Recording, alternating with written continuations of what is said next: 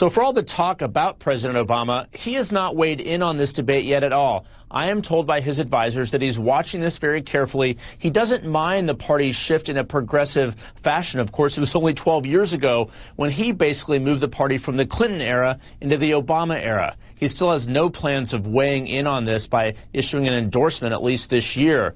But there is concern among his advisors and former advisors that this is not good for the party. They should be spending more time talking about President Trump and less time about the Obama legacy. Paula? And thank you, Jeff. Of course, we want to dive deeper into the Democratic debates and where the candidates go from here. Joining me now from New York, Democratic strategist Mike Morey and CNN political commentator Charles Blow. He's an op-ed columnist for the New York Times. Okay, Mike, I'm going to go to you first and kind of put you on the spot here. I actually thought a few months ago that the former President Obama's line about this was quite funny, saying that there would be a circular firing squad. And that's kind of what happened last night. And my question is this. At what point do Democrats decide, are they basically running progressively against the Obama legacy or against Donald Trump? Look, it's really early in the contest, and so people are trying to distinguish themselves. And if the one way for them to do that in going after Joe Biden is to sort of focus on his time as vice president, it's understandable. That said, if you pay attention to the entire news cycle today, it is all about how Democrats have been attacking Barack Obama, and Joe Biden has been defending 8 years of presidency, which most Democrats are quite happy with. Okay, but that wasn't the news cycle the Democrats wanted, right? No, of course not. Of course they made a mistake. No, they did. They did. All the candidates made a mistake. What I'm saying is that the issue is that all they did in trying to take down Joe Biden by pointing out deficiency in the Obama administration was actually prop up Joe Biden. Obama is wildly popular among Democrats. In fact, President Obama is wildly popular across the board. So the idea that by going after Joe Biden and criticizing the legacy of Barack Obama was going to help is a foolish strategy. It may prove to be. Charles, you got to weigh in here. I mean, if we take the two debates as a whole, did the needle move on anyone? I mean, you have some really good scoring here that you do for the New York Times. But at what point are we scoring the Obama legacy and not the candidates themselves if you were the millions of people that tuned into this last night? Well, I kind of disagree a little bit. I believe that it's actually rather healthy. There were things part of the Obama administration that are debatable, and that Democrats should have that debate now and figure out what they want to applaud and things that they want to say, okay, that didn't work as well, and we should probably fix that and not take that forward. Obama was elected 12 years ago for his first election. The ground was shifting underneath him as he was president, has shifted dramatically since he has been president. So that's completely understandable. The other thing is that, I'm sorry, the other thing is that focusing on or framing it as an attack on Obama is what the Biden camp wants to do, right? Because Biden wants to be the guy who says, don't look at what they're saying about me. I'm defending the guy everybody loves. I'm defending the guy, the black guy. I'm defending the guy that all the black people love. Look at what I'm doing and look at what they did. Those are turncoats. Those are people who he helped. Those were his friends. And they turned on him to get a political advantage. So Biden loves this idea of saying, look what they did, look what they did. And he loves the idea that people are here saying, that they're attacking Obama. I don't look at it that way. I look at it as there's some legitimate things that can be criticized about the Obama presidency, and Joe Biden was part of that. And it is perfectly legitimate to ask him to weigh in on those things now that that administration is over. Yeah, but the thing is, Charles, so I would say, and I agree with all of those points, but the thing is that the Democratic Party voters who are watching the debates are not interested in hearing any Democrat up there spend 2 hours dissecting the presidency of Barack Obama and criticizing it. What they really want is all of those candidates to explain why they can change or they can fix the wreckage that Donald Trump has caused over the course of the last 2.5 years. So while I agree with you, there is no reason why you can't have a constructive debate about the legacy of Barack Obama and his policies. In terms of what Democratic voters want, they want a candidate who's going to turn things around from Donald Trump, not turn things around from Barack Obama. So the more they focus on Obama, the worse it is. That's actually not true, I don't believe. I believe that the Obama administration made a calculation on deportations, right?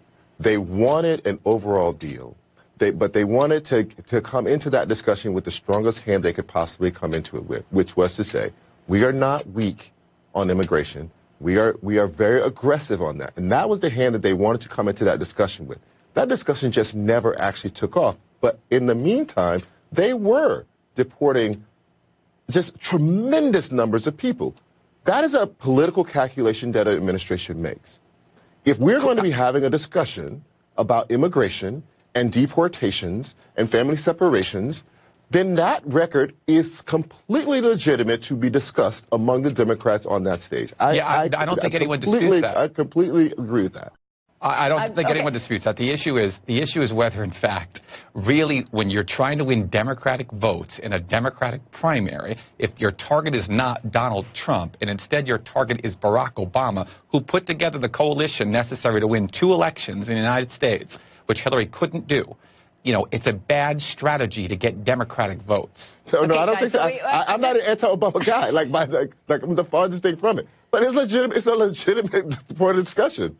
Guys, this is a great discussion. I just have to pull you guys up to 35,000 feet before we wrap up here. And here is why. Okay, we had 2 nights of debate. You can see it's a robust debate. And maybe Charles is right, because there's enough time to have that debate. And maybe Mike is right. Get off of the Obama topic, get onto Trump.